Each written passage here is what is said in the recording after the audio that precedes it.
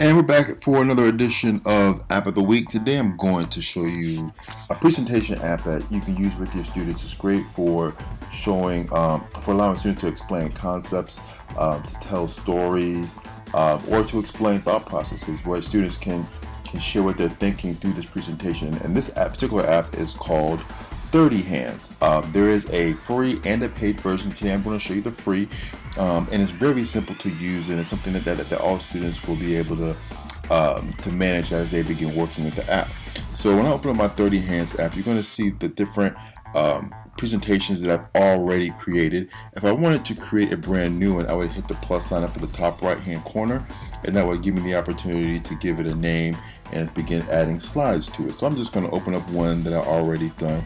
You see I have slides already in here already. So there's a lot of things that you can do with it.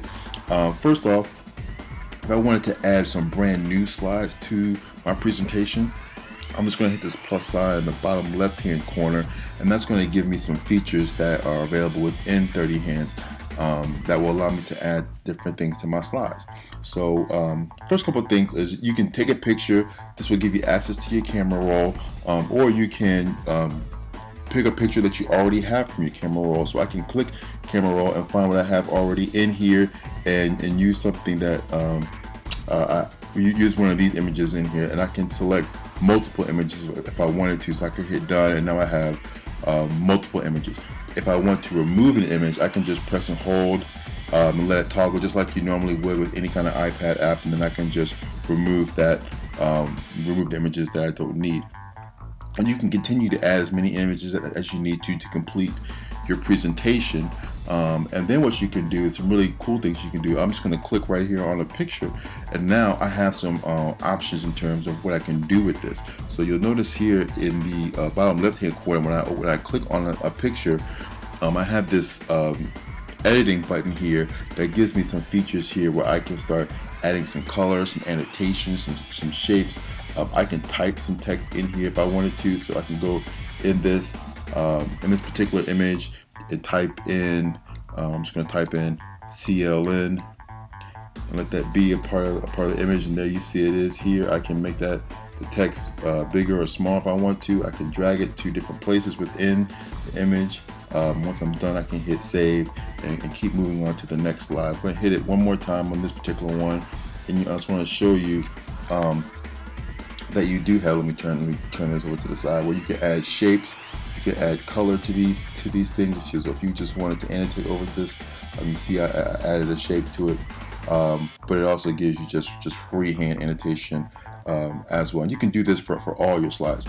You're also going to notice this red record button. So if this record button is going to allow me to talk over my slides, so I can add any information, share my thoughts, explain something, give a different perspective on, or give some insight on to what this image means.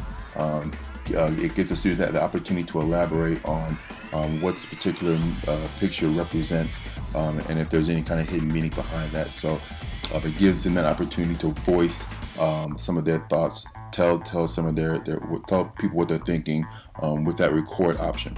So you can continue to go through those, add those for all your pictures, all your images in here.